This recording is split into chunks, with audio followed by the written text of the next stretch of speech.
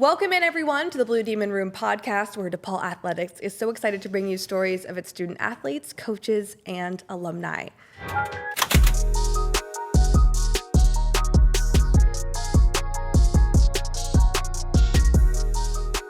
I'm your host, Casey Standahar, and this week we are kicking off our student athlete senior series. We're very excited for this, and our first guest in this series, as we celebrate the graduating student athletes here at DePaul, is the reigning libero of the year, Rachel Krasowski of DePaul Volleyball. Rachel, thank you for being with us today in the Blue Demon Room. Yeah, thanks for having me. It's pretty awesome to be here. I've heard a lot, so this is crazy sick. How do you feel about being one of the first guests for our special senior series? Because we want to celebrate the careers that you guys have had, and it's just an honor to have so many great seniors at DePaul that have been so successful already.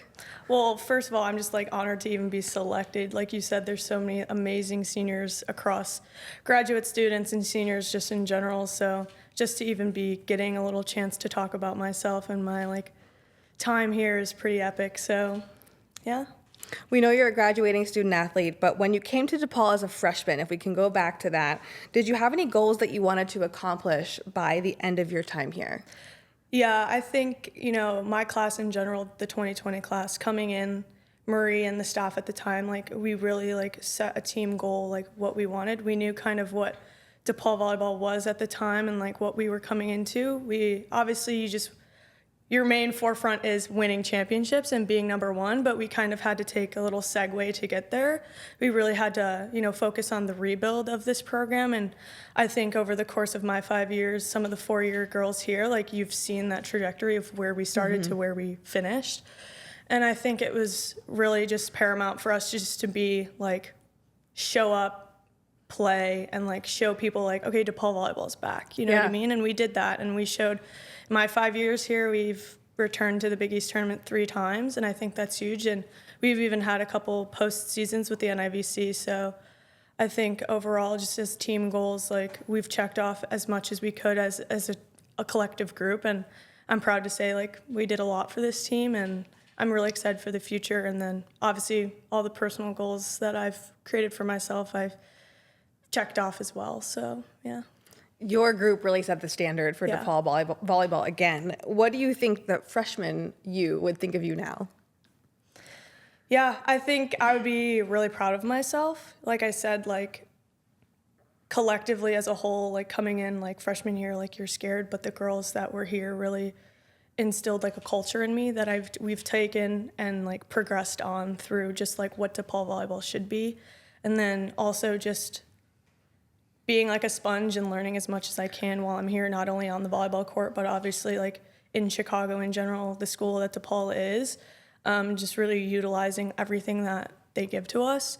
But on the volleyball aspect, going back to that, like I said, I've checked off a lot of personal goals that I've done, and I'm happy to say, and I'm content with, how my career ended, and I'm happy to leave the jersey how I found it, and, hang it up from there. When we talk about those personal goals that you achieved, is there one specific athletic goal that you achieved that you're most proud of? Yeah, I mean, obviously the cherry on top libero of the year, just being honored for that was crazy. It was filled with a lot of just, in the moment, you're just okay, well, maybe I'll get it. And then when you finally realize you do, it was kind of surreal. And just being able to, take that time with my team and realize all the hard work did pay off, which was really awesome. And just being there surrounded with joy and laughter and just the support of my teammates was just amazing. And I just think, I couldn't obviously have been in the running without them. Mm-hmm. So half the award goes to me and half goes to them as well. So you're also being a little bit modest. You're the all-time digs leader at DePaul. Yeah. All time. When you hear that, I mean, what do you think? I just think I'm just doing my job, really. It's a gritty job, you too. know what I mean? Yeah, right. And it's kind of cool that we have the people to keep those stats for us and all that stuff and all the behind the scenes that make that number even appear. So I think, it's pretty cool. You come here to break records. Like I said, I'm kind of really just doing my job at the end of the day, and it's just being able to give my hitters that many more opportunities to get points and score and swing and things like that. So Outside of your athletic career, your time at DePaul as a student, as a friend, as, whatever you were doing here and focusing on, what are you most proud of outside of volleyball? I think, this is kind of crazy, right? Because like you're so invested in your sport for so long and it's there by your side, especially when you come to college, it's like a nonstop grind. And then all of a sudden it just stops, right? So just being able, I think I'm most proud of just being able how well I kind of navigated that feeling of just being like, okay, I don't have like sports anymore, but I also have like my roommate, she's going through it as well. And then obviously all the other girls who have also graduated. So I think just I'm most proud of just finding the new things that I like to do in life that like don't really involve volleyball. Yeah, you're more than like, just a volleyball player. I started reading more. I'm like, wow, okay, am I going to be a bookworm? Like, this is so cool. Like, but I got into a book club. Didn't realize I was going to do that, but I did.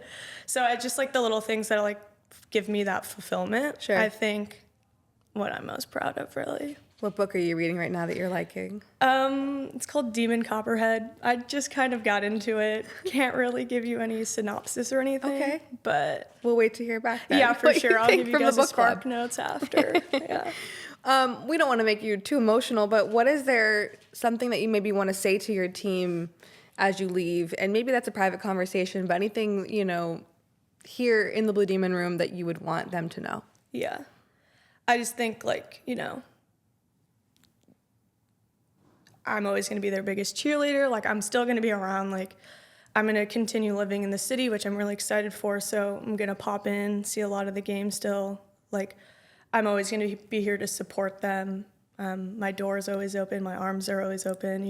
My call, text, whatever, I will always be there for you. So I think, and I'm sure they know that as well. Like, I'm always here to be like a shoulder to lean on. So I feel like, although I'm not with them like in the 24/7 like it felt when we were in season, right, like I'm still there in spirit and I'm still gonna have their back no matter what. So I'm really excited for their future. You mentioned being a bookworm. Academically, you're successful as well. You received last week the Dean's Award for Scholastic Excellence, which means, for anyone out there who doesn't know, because I didn't know this either, you're in the top 5% of your class in the Graduate School of Business here at DePaul. How did you maintain both, the excellence on the volleyball court and also in your studies as well? Yeah, I think a lot of the time, like I always tell myself like you're a student before you're an athlete, and you come here. Like, if I was gonna play professional volleyball, cool, that probably would have been more on the forefront, but that kind of wasn't what my goal was at the end of the time.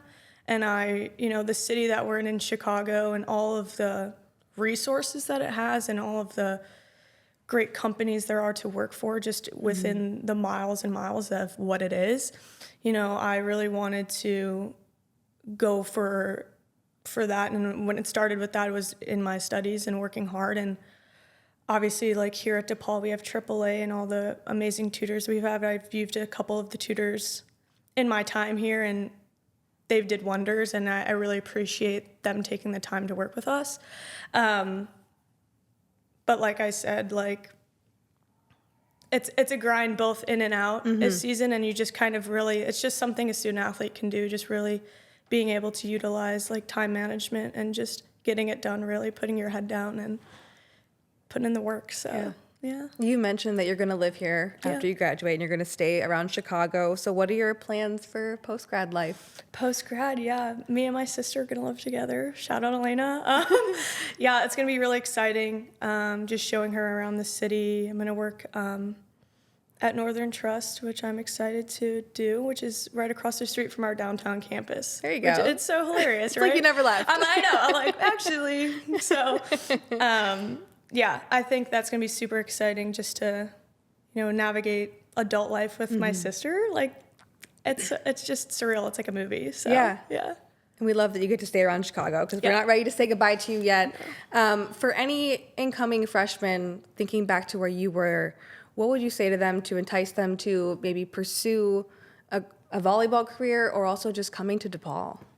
Yeah, I think, the city sells itself. So I'm kind of just, it's Chicago. We've been voted best city in the U.S. So, like, there you go. That's all I really have to say about that. But I feel like, especially for volleyball, like Marie does a great job of selling like what we do. And honestly, we have all the records, all the accolades to back what we're doing here. So I feel like, this is a place where if you love the city life, you love to get away from, your regular university, college campus, this is a great spot for you. And I think, collectively, DePaul athletics as a whole, I've said this every time I've ever been interviewed, but like we are truly a family here, regardless of what sport you're on, regardless of what your job actually is in this athletics department. Everyone knows everyone. So you're not just a number, as you probably could be at one of those bigger universities. You're actually a name and a face, and what you do here does matter. So I think that's something that you can't really get at any other university but DePaul. Love that. We didn't pay her to say that also, by the way. Rachel Krasowski, thank you so much for being on the show, and best of luck to you with everything, and congratulations. Thank you. I'm excited to welcome Kash Allen. She is a member of DePaul Track and Field, two-time All-American as well. Welcome in, Kash. Hello. Thanks for having me. Of course. Well, before we started recording the podcast, you were telling us about your journey to DePaul Track and Field, and I want you to recap how that all started in your athletic career for us. So I was just telling them how originally, I came to Chicago to play basketball, and in undergrad I came to play, and then I tore my meniscus 2 weeks into preseason. Oh my gosh. And so I was also a freshman that happened to have COVID start during freshman year. So of course it's just chaotic, a whole bunch of chaoticness. Terrible timing. Yeah, very terrible timing. So ended up not working out, unfortunately. I ended up playing lacrosse for sophomore year of college. What? But then they got rid of the program junior year. And so my junior year, I texted the track and field coach at the time at my school, and I was like, hey, can I walk on? These are my stats from high school. And he was like, we'd love to have you. And so I walked on my junior year, and I had it fresh in my mind, you're gonna be done with athletics after senior year. There's no more athletics, you're done. Mm-hmm. And then one day, it was a random day, I got bored and I was like, I wonder what happens when people enter the portal. And so I went to our compliance office and I was like, hey, can I enter the portal? And she was like, is there a reason? I was like, I just want to see what happens. Interested to see what happens. And evidently, Coach Muir was the first person to email me. I love it. And he sends me 3 paragraphs in an email. And, of course, I'm in college and I'm like, oh, this is a lot of reading. Right. And then I'm reading it, scanning, and I just saw, we have money, please respond. You got to the details, right? Yeah, and as a D3 athlete, I'm like, oh, you said money? I'm sorry, what? My ears perked up. And so of course, I respond, trying to keep it cool. I'm like, oh, I saw that you emailed me. I'd like to hear more about your program. Trying to be normal, not sounding too excited. But it all worked out. I really loved it, and now I'm here. Now you're here, and we're glad you're here. So track was never really the original plan, but you did run in high school. Yeah, I ran the 4x1, 4x4, open one, and then I did shot put, but I didn't really take it serious till junior year of high school. And by the time I took it serious, I graduated as a junior, so it wasn't really a lot of time to develop it. But okay, well, wow, that's a great story, and kudos to Coach for picking you up quickly in the portal. I love that. You recently got both first and second in the women's shot put you were just talking about, and the weight throw at the NCC Heenan Invitational. So what was that feeling like? It was actually kind of nice. Indoor, evidently, yes, I would have loved to have gotten first, but things weren't happening right then and there, and it just wasn't the time to, so which was fine. I was also going through a lot of mental battles indoor, just struggling of being the upperclassman and having to be a leader. And I guess at that point, I didn't want to be the leader. I wanted to be the person that was being led.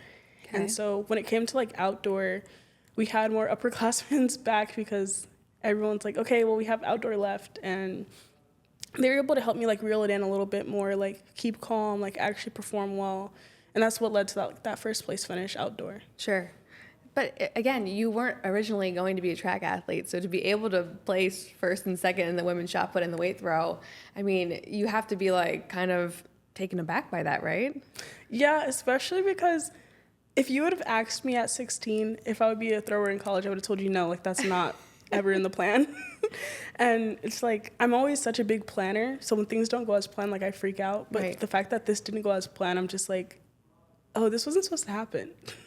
Yeah, but it was in a way, right? Like it led you Yeah. down this path that's been really great. And I'm the same way. I'm very type A. I have to go to the plan, and life almost never works out that way. But for those of us who don't know the difference between shot put and weight throw, could you explain that? Yeah, so shot put is the smaller ball. So I'm not sure if people know who Ryan Krauser is, 3-time gold medalist. It's like a little ball. The women's ball is typically about 4 kilograms, which is like 8.8 pounds. It's a little bit easier. It doesn't go as far as the weight throw. The weight throw is like a heavier ball. It's 20 pounds, and you're spinning with it, trying to get it as far as you can. That one is a little bit more rigorous. That sounds challenging. I don't think I know a single thrower that is like, the weight throw is my favorite event. How many times do you spin when you do that? Like, is there a certain limit? So most To people, get that momentum? evidently you'd want to spin like more. For some reason, I just can throw 17 meters off of one spin. Wow. That's impressive. Well, Yeah. that's why you were meant to do this. So you graduated high school early, as you mentioned, as a junior, and you got your BA at 21. That decision, what was that process like? How did that all go? So it was actually like pretty weird. I actually grew up in Colorado, and my mom had moved me to Arizona for high school. And like when I got there, I was like, oh, like school's like too easy. Like I just kept testing out. And so they're like, well, do you want to graduate early? And I'm like, I mean, there's nothing else to do here. And then going to college and being 17, it's weird. Like you get everyone that's like an adult, and then you're just like, well, like I'm semi an adult, but like I still got to call my mom to sign my NCAA paperwork. Like how does this work? And then graduating like young, it actually like shaped me a little bit better, because then when I got here for my master's, I'm the youngest in my cohort, and it's fun having like classmates that are like 30 through 50, and then there's a little 22-year-old like in your classroom, and they're like, well, why is the kid here? Well, yeah, and you're kind of getting it out of the way all at once, which a lot of people don't do. So I think that's really cool when you pursue your master's as well. So the transferring to DePaul, we kind of heard that story, but that decision after you heard from Coach Muir, like what was like that moment besides, you know, the financial piece and just the way he was so interested in you? What was that moment like, and what were you kind of hoping to find here? I guess it was having a coach that actually took time to listen. When you're in the portal and you're interviewing with all these different coaches, everyone's just thinking about business. No one cares about, well, what is it that you actually want? And I think like my biggest fear, especially like coming from D3 school, I cared about academics, and a lot of D1 schools, they're not big on academics. Yeah. But then Coach Muir reassured me like academics would be my forefront, which was great. And then just like being able to build that connection, because you don't have many coaches that will spend an hour talking to you as a recruit, like getting to know you. What do you like outside of track? And he actually took time to listen and see, what did I like outside of track? Like I was a person outside of being an athlete. He was one of our first guests on the Blue Demon Room, and he was amazing. Now that you're where you're at, sitting here in the Blue Demon Room, finishing your master's, what do you think that freshman you would think of you? I definitely think freshman year me would be so proud, because I was 17 and like I didn't know anything. Like I was freaking out. I moved across the country for college. I didn't ever see myself being a D1 athlete. You And did so many brave things at 17. yeah, like I did so many different things, and I didn't realize those things would eventually shape something, because I thought my world was ending when I tore my right knee. Like I really thought that was it. Like there was nothing else after this. And to see that where I am now, I'm like, there's so much more after that. I love that. In your athletic career, what about this journey are you most proud of? I'm gonna have to go with my All-Americans. I was the underdog. I went in, I remember my first nationals as a D3 athlete, and I scratched all 3 throws at nationals, and I was so embarrassed. Like I was crying. And then I qualified for indoor my senior year, and I remember coming in at like 18th. Like I barely qualified that indoor because I couldn't throw the numbers like all indoor. Then out of nowhere, I'm throwing like high 14s, 14.7. Wow. And I was just like, oh, this wasn't like, I wasn't expecting to be a national runner-up my second year of throwing.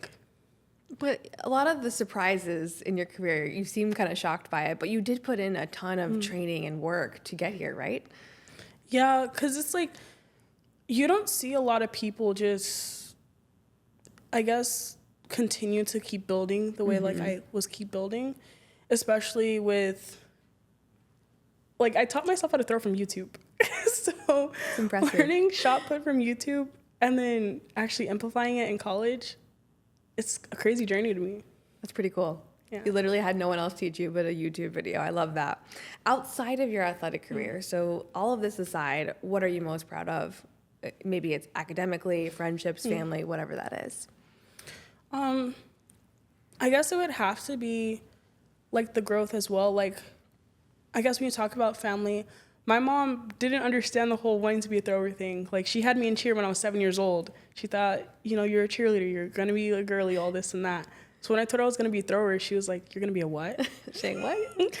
Like, that really confused her. But then to watch her like boost in joy about, yeah, my daughter's a thrower at DePaul University.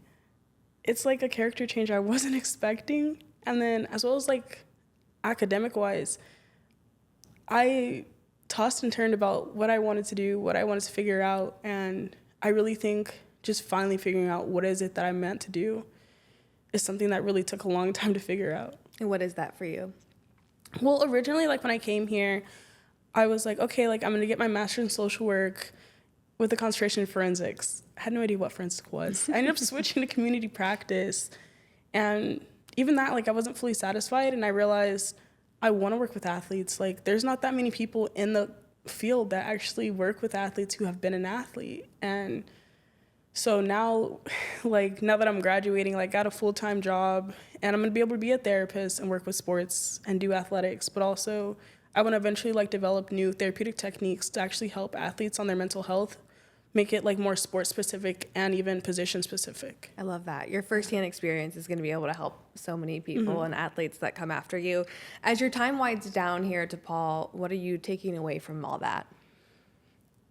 Taking away being able to be myself, like, and even like I see it while being an athlete, I try so hard to like fight being myself by even saying, oh, like I'd rather be called Kash, but I realize like that there's still power in being called Kashara. There's still power of me being Kashara.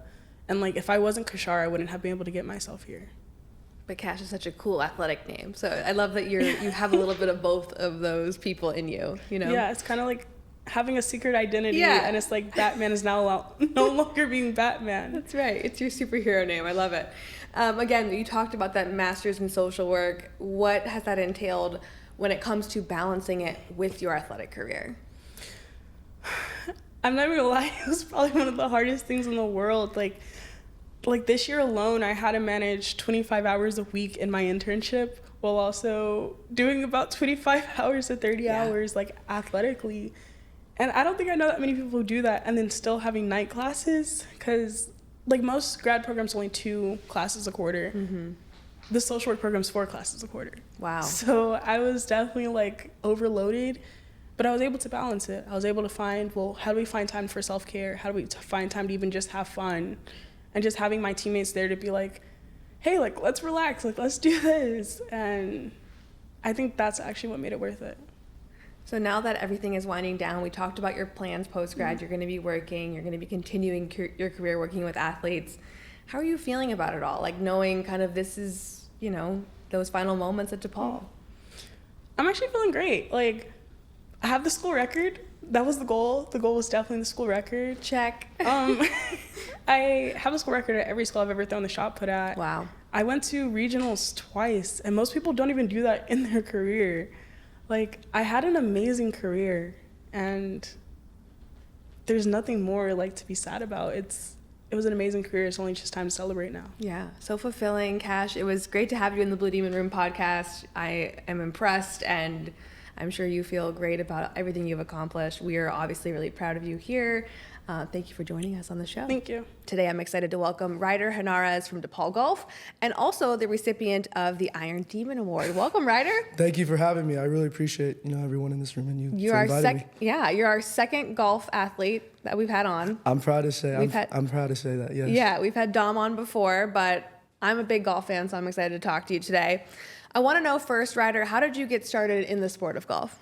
Yeah, so at the age of 3, my dad bought me a little plastic set, and he took me to the golf course. And I actually remember it like yesterday, just beating balls with my dad.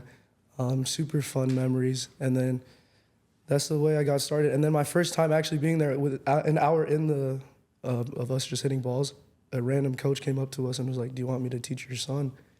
Super What? random. Like But- on the middle of the street, like just walked by?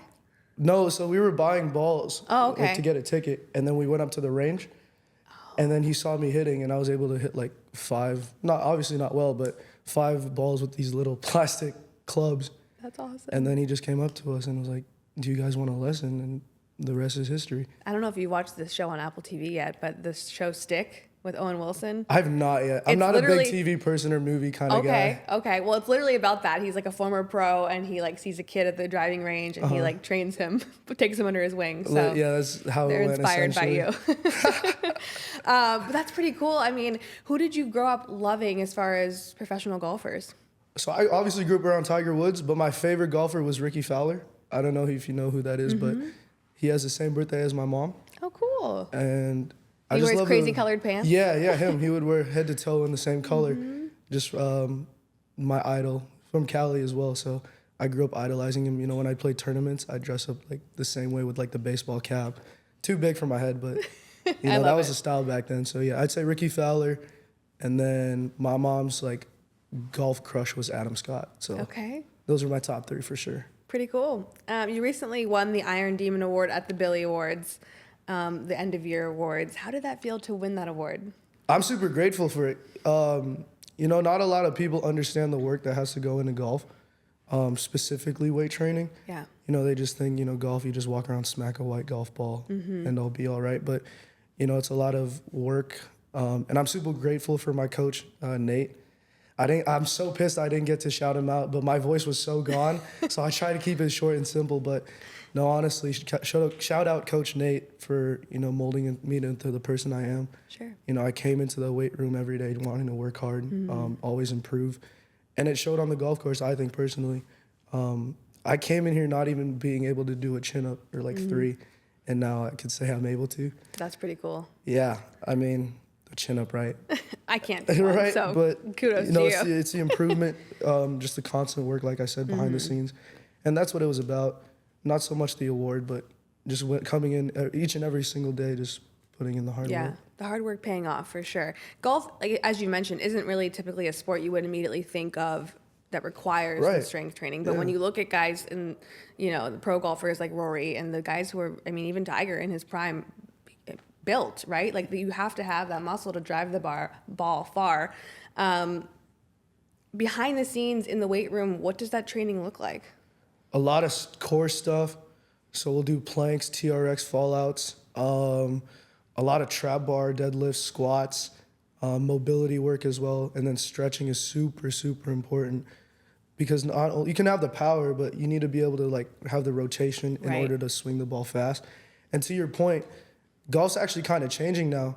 You know, you're seeing a lot more athletes, like you said, like Rory, Bryson. These guys are all like getting built in the gym, so they're able to hit the ball farther to gain an advantage on the course. Whereas before, like courses were very short distance-wise, but more tactical. Right. I feel like nowadays golf, especially in the U.S., is very, you know, brute strength, physicality almost. So that's interesting that you notice that for sure. Yeah, definitely. I'm a huge golf fan, but why do you find those things to be so important? I mean, is it because the game is changing?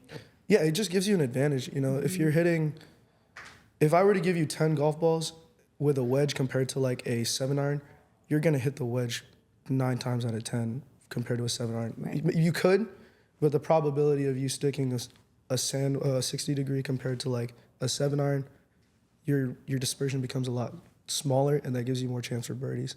I know golf is such a frustrating sport, especially for people who don't play enough like me, and I want to be better.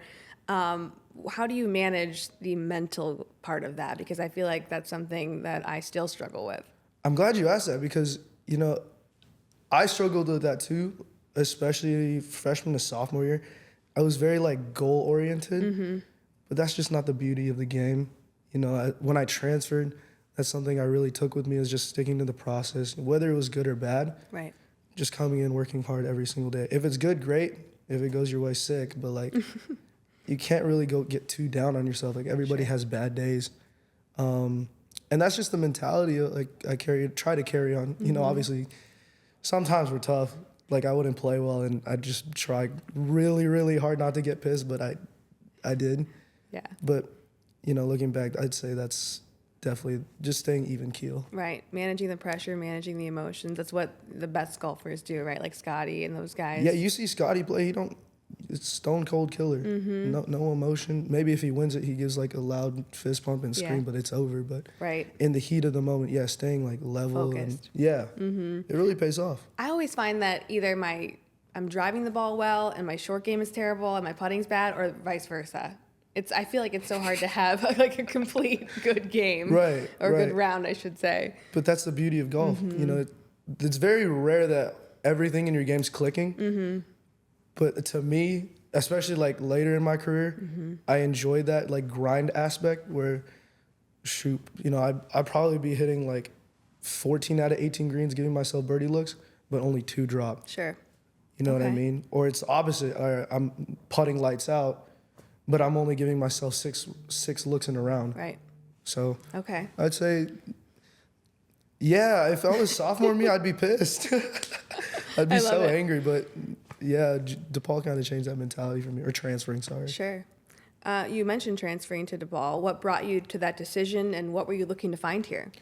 Yeah, so summer of my sophomore year, I remember it like yesterday. I was in Vegas training with my coach, and then I got a call from, I went to school at Loyola Marymount. I got a call from my coach saying like, hey, I think you should enter the portal. I won't get into the nitty gritty of it, but basically I had to enter it. I was very down on myself, very like always questioning, you know, what could I have done better, or, you know, this and that, pinpointing, you know, what I could have done. But honestly, now that I look back on it, blessing in disguise. I wanted the opportunity to play, obviously more, but also be in a place where I wanted to feel like wanted and welcomed. Sure. Because that's the biggest thing, especially like as a kid from high school to college. It's not a joke. No. Like you're about to transform into the person you're about to become. So, you know, I emailed every school under the sun, just wanting an opportunity, and then it kind of fell into my lap because my coach in Vegas, he actually played against Coach Marty in the professional league. So he called him during one of our lessons. I wasn't able to talk to him, but apparently Coach Marty was following along. And I was super grateful because, again, like I said, to the point, that's why I transferred. I wanted to feel wanted. Yeah.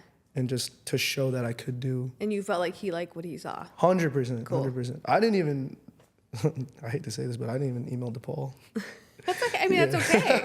Sometimes the unexpected things happen and ends up being the best decision. But blessing in disguise, like it just fell in my lap. Super Sure. grateful. And, you know, when he took me on my visit, I instantly felt the connection, saw his vision. And I was just really gravitated towards, you know, wanting to do well for DePaul in the city, for Coach Marty, for my family, and for me too. I kind of owed it to myself. Sure. The TikTokers are calling that the butterfly effect, right, guys? Right? That's like the trend. I don't know. I'm not really. It was I like don't a really know happy the TikTok accident. lingo. You know what I mean? It was like a happy accident that you ended up here, and it actually worked out, right? Yeah, 100%. Okay. 100% I love worked it. out. Now that you're here and you are wrapping up your career, what do you think that freshman you would think of you? Freshman year, what would he think about me? I'd say he definitely has his stuff lined up correctly, like in order. His priorities are there. And also, I'd say he's more emotionally mature. You know, like I said before, freshman and sophomore year, I was kind of a head case, always wanting to achieve the highest heights, which isn't a bad thing, but I was kind of too goal-oriented, whereas, you know, I think all the top athletes, world-class athletes, they won't say that. It's always about the process, coming in, working hard every single day, trying to get better. Yeah. So I'd say that's the part where my mentality switched, and I'm very proud of. And I think freshmen or younger Ryder would be proud of that. Yeah, that incremental growth that you didn't know about back then. Yeah. I wish someone could have told me that sooner. Yeah. Really. Because it would have paid me dividends. But I think everything happens in life for a reason. You learn it when you need to learn it. Yeah. In your athletic career, what are you most proud of? Ooh. Like, are you asking about a specific moment? It could be a moment. It could be a certain round. It could be an achievement. It could be whatever you're really proud of throughout your golf career. I'd say I'd say being recruited at a young age. I committed my freshman year of high school to Loyola Marymount, and that stretch and that summer I was just on it. Like every round I played was under par. I was actually 4th in my class in the golf rankings for juniors. That's something I'm proud of. But to give you a more wholesome answer, I'd say just the body of work. Yeah.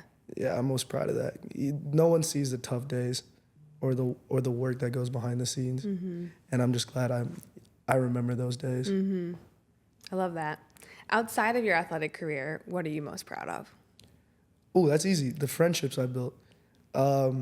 Actually, my friend was saying this to me the other day. I'm a very outgoing person. And they said it was very easy to connect with me. Love that. And I tried doing, especially when I got to DePaul, I tried like talking to everybody here. And it's weird because I feel like DePaul is like a second home almost. I'm from Cali, but you know, a lot of my friends are here too. Yeah. It's just really meaningful. Like when you come into the athletic center and you just see everybody working hard, going through, I mean, not in the same sport, but like similar to what you're going through, wanting to achieve the highest heights. I think every time I stepped into this office or this building, it was really easy to connect with people and talk sports or, you know, anything else. And I'd say the people here were way nicer than LA. Like when I first came here, it was like such a culture shock. We're Midwestern nice over here. I was very surprised. You didn't know I was about it. thankful. Like in LA, you're kind of just like sticking to yourself, minding your own business. But I think the second day I was here, some random person came up to me. It was like, "Hey, how are you doing? You look new here." You're like, what? Yeah. But outside of golf, definitely the friendships, Cool. the relationships that I built. Well, that's good to hear. And maybe this is the same answer for you, but as your time winds down here at DePaul, what are you taking away from being here? What's that thing you're going to carry with you? Ooh, I'd say, besides the memories, I'd say the lessons I've learned. Like I said, being process oriented. Golf is like honestly the closest game you can play to life. Everything I pull from golf is really applicable to my life. So I'd say that. I'd say enjoying every moment to the fullest. Yeah. And I forgot to say, but you know, shout out or my condolences and prayers to Chase Stiegel and his family. Really tragic, but that's one lesson I'll for sure take with me, and it actually came from him, is living your life to the fullest every single day with a positive, happy smile. Yeah, I know the entire athletic community really misses Chase, and we'll always be thinking of him. It was a hard day for sure, but I'm glad we had that memorial. Yeah. Kind of gave us all closure, and his funeral's tomorrow. Right. So yeah. And the lesson you learned from that, just again, like living life to the fullest. Life is short. Yeah, exactly. And Chase really embodied that. What do you have to say to your team as you leave, the golf team specifically? Oh, my boys. Oh, man, that's tough. I'd say thank you. You know, being your senior, it was really fun to watch y'all grow. Even the juniors, too. Actually, we only had one junior, it was Billy, but all my teammates, you know, it was really fun. They were just a really fun group to be around, but they also pushed me to become better. Right. Dom's a stick, Rohan's a stick, Pablo's a stick, all my guys. But yeah, there was really never one dull moment. We all got along, really never fought. On and off the golf course especially too. So I just want to say, I'd say thank you for, you know, letting me be a part of it, and I'll definitely miss them, but I'll be around. All right. I love that. Yeah. What degree are you graduating with? Entrepreneurship. Okay, very cool. And what inspired that path for you? My parents own their own business. Nice. So as a young kid, I saw it firsthand. Yeah. And I feel like entrepreneurship isn't really such like, you know how when you go to finance, it's not really like a specific job that you'll enter? It's not cut and dry. Right. You have to kind of make it. Exactly. That's what I Whatever. loved about entrepreneurship. Yeah. I can enter into like any facet of business. So that's what really enticed me. So watching my parents, you know, having their own schedule too. I love that. What do you hope to do with it? What are your plans post-grad? Post-grad, I'm going to try and go pro for at least 2 years, give myself that opportunity. Very cool. You know, I feel like I owe it to myself to just, you know, try. If it Right. works, great. If it doesn't, you know, I'll definitely pick up and learn a lot new skills. But I also, it would be a dream of mine to own my own business too. I just don't know what it is, Yeah. what I'm inspired by yet. It'll come to it'll you. come for Yeah. sure. How are you feeling now that you're kind of doing a lot of reflecting, thinking about your time here at DePaul? How's the vibe? Oh, it's like 50-50 on like sad, emotional, but also like really grateful and thankful. I'd say happy because like, you know, you look at the past 2 years. I look at the past 2 years and it's been the best time of my life. From Coach Marty, Coach Nate, my PT people, my teammates, other athletes in the arena. I think everything on and off the golf course has been the best time of my life. But it's really sad because I won't be able to do that like anymore. I won't be able to come to hang out with my friends at like a random Monday at 7 o'clock, Yeah. you know? It's going to be a weird feeling, but what's that saying? You're just grateful that it happened, right? Yeah, smile that it happened. Not that it's Yeah. over because it happened or something like I that. think it'll really hit me Yeah. once like my last final's over and it's today. It'll be like, dang, that's my last. Your like, last finals today? Yeah. Oh man, we got to get you studying. No, a tattoo. Please stall. I'm really not trying to like face that music right now. I love it. Yeah, well, good for you. And are you planning to stay in the area or go back to the West Coast? I need to go back home a little Yeah. bit. I need to get that Cali sun. Yep. Hasn't been warm enough here yet. Not yet, but tomorrow's supposed to be good. Yeah. I'm going to the beach tomorrow, but no, I just want to go back home for a little bit, see my family, Good hang idea. out with my friends, Yeah. and then I'll definitely come around and visit here Good. for sure. DePaul will see you a little bit. Yeah. Yeah. Well, we'll miss you. We were just honored and thrilled to have you on the show. Thank you for coming on, and I best of luck appreciate you to you. having me on. Thank you so much. And today I am thrilled to introduce our next guest, Schuyler Riese of DePaul Women's Soccer, and the recent recipient of the Iron Demon Award. Welcome, Schuyler. Thank you. Thank you so much for having me. You looked great at the awards. It was such a fun you. event. We were just talking about how cool it was. Yes. What was it like to get that DePaul Iron Demon Award? It's that end of year awards, the Billies. What does that award mean to you? I think it's just a reflection of like the hard work that's gone into not only like this past season, but like the season before that.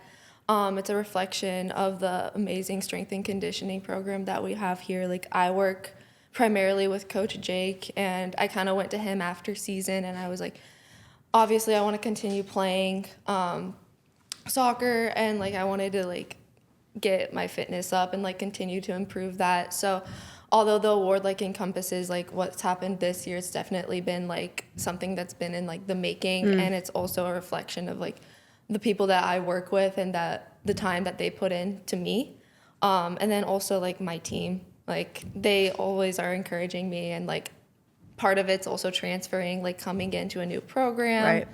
and being in a place where I feel like I can really develop and like be myself. So it's just really been rewarding, I guess. Yeah, absolutely. You mentioned coming in as a transfer. Did you have any goals when you came in that you wanted to accomplish by the end of your time here? Yeah, I knew kind of when I left my previous school, I wanted to walk into a bigger role. And I went through like a position change. I was a midfielder at my previous school, and I walked into like a center back role. And obviously I had to learn a lot, but I knew like, I actually remember having a conversation with Michelle, my coach, during my recruiting process, and saying like, I want to come in and I want to play, I want to start, but I truly do want to leave a program better than where I found it. And that was like my main goal kind of coming into DePaul, and just being able to walk into a role where I could lead, but also like develop good relationships with like my coaches, the staff, and obviously like my teammates. That was the most important thing for me. So it's been fun. Yeah, it seems like it's been a blast. It What do you has. think that freshman you would think of you now? I think she'd be really proud. Like, I know that when I was a freshman, I was always like very intense, but I knew that I wanted to walk into kind of, like I said, a role where I could lead and like have an impact. And I think also be the leader that I would want, or be the teammate that I would want when I was a freshman. And I think as I transferred schools, like I walked into DePaul as a senior, and then now I'm a fifth year. Like I think that was my biggest thing when I got to know like my new teammates. It was, what did I need when I was a freshman or like an underclassman, and how can I support my teammates in that way? So I think that was like, I look at myself now and I look at who I was when I was a freshman, and I think that's been the biggest thing to fulfill. What influenced your decision to come to DePaul? and transfer here? When I was in the recruiting process, I think the biggest thing was team culture, and also like just relationships.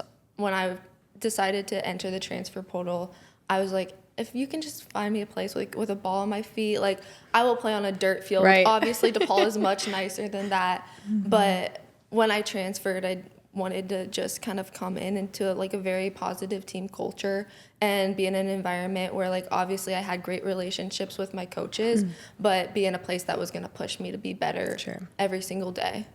What in your entire athletic career are you most proud of now that we're sitting here today? 1 second. I think it's just been kind of like being the leader and like the person that I want to be. And I look at the relationships that I share with my teammates and my coaches, and I look at like obviously like the stuff I've done on the field, like that's obviously been a lot of fun, but I look back and I'm most proud of being able to truly come into a program and I feel like make it better, but also be a good teammate and have very good relationships with my teammates that obviously have translated onto the field, but I know are going to be meaningful off of it. You mentioned your work off of the field too, and your life off of the field. So outside of athletics, what are you most proud of? Because I know soccer takes up a big portion of your life. That's a good question. I think just like how much I've grown and as a person, and I think I've definitely become more humble in a lot of ways. I think I've been someone that like serving people. I think that's kind of what I'm most proud of, like off the field, and just again like having great relationships. Like I found a community in Chicago, which I kind of struggled with at my previous school, and I think because I've figured out a lot of aspects outside of soccer, it's helped my life like in sport. And then like when I like go home, you know, like I still love life. Yeah. So that's been something that's been rewarding. It's all kind of combined for you. Yeah. As your time here winds down at DePaul, what are you taking away from your time here? Ooh, that's another good question. I think the biggest thing that I've kind of been reflecting on has been just the courage that it took to transfer and like leave an environment that like I was still happy there. I kind of knew in the back of my mind I wanted more. And when you make a decision to kind of like change, it's definitely very difficult and it takes a lot of courage. So I think coming into DePaul and being able to, like, it's kind of given me something more than like what I thought in a lot of very good ways. It's very scary, like when you kind of just drop everything. So as I go back into like the next aspect of my life, as I graduate, as I kind of figure out life outside of that, I always like remember like, okay, the change to come to DePaul was extremely hard, but it was also like one of the most rewarding things. And DePaul's taught me to be very adaptable, especially like living in Chicago. So as I enter life outside of that, I think it's just, there's gonna be hard parts, there's gonna be good times, but to just kind of like roll with the punches and take one day at a time, I think that's been like the biggest thing that I'll leave DePaul with. What do you want to say or have you said to your teammates as you get ready to leave here? I don't want to make you cry. No. Oh, there's so many thoughts. I just want to say like thank you to them. Like I hope that I've helped you guys grow in many ways, but you guys have also helped me grow in more ways than I would have thought. And obviously like it's so scary to come into a program, but I've never felt like so like loved and accepted. And obviously the transfer, like it can be slow, but like the friendships that I've made here, like with every single one of my teammates has been like so positive. And I wouldn't have had the experience I've had here. I wouldn't have had the success I've had here if it wasn't for all of them just like accepting me and loving me for who I am. So like I can't be me without them. Like that's just kind of what they mean to me. Love that. And we're certainly glad that you came here as well. What are your plans now for post-grad? Post-grad, I want to go play professional soccer. I want to continue playing. I'm looking to play overseas. I'll hopefully find out here in June. So that's kind of like what I want to do like right now. It's exciting. But it's exciting. It's a little nerve-wracking. Like there could be a lot of change, like especially if I go to Europe, like Yeah. different culture change. But I know that everything, like at the end of the day, like everything's gonna work out the way that it's supposed to. Like as long as I can uphold my character, I think like that's the biggest thing that I try to remind myself. Your So. favorite thing about being in Chicago? I Oh know you my were just here for a gosh. few years, but Oh, there's so much. I love that there's like always something to do. Like I love that you have the lake, but you also have the city, and I also just like I love the people. It's like obviously not. I'm from Nebraska, so it's obviously not as friendly as Nebraska, but just like being able to experience so many like types of things and how diverse it is in Chicago, but also the people are just so nice, and I've been able to find a community, so that's been a lot of fun. well, Schuyler, we are looking forward to following your career. Thank you. Much success. We are excited for you, and congratulations on everything so far. Thank you. That was Schuyler Riese on the Blue Demon Room podcast.